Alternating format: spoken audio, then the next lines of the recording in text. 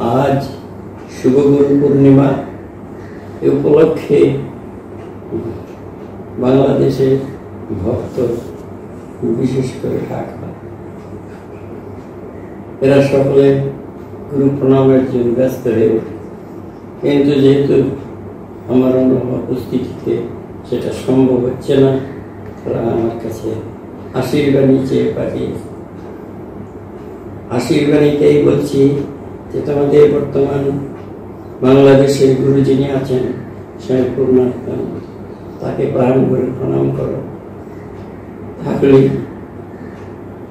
আমাকে প্রণাম করা হবে, কারণ গুরু সব এক।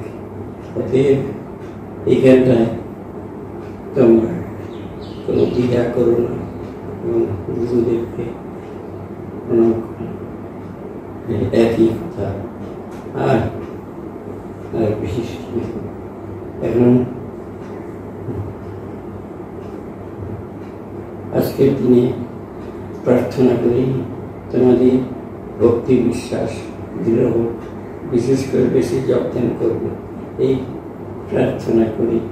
একমাত্র জপধ্যানই ঈশ্বরমুখী মন করতে পারে, মনকে শুদ্ধ করতে পারে, পবিত্র করতে পারে। অতএব জপাত সিদ্ধি, জপাত সিদ্ধি। জয় মা, জয় মা, জয় মা। তোমরা সুখী হও, জীবনে ভক্ত হও। বিশেষ করে ভক্ত বলতে আমরা যা বুঝি শরণাগত, শরণাগত, শরণাগত। আর শরণাগত হয়ে প্রভুর কাজ করে যাবে। আর রাত দিন এক মনিষ্ঠ মন্ত্র মনে মনে জপ। জয়।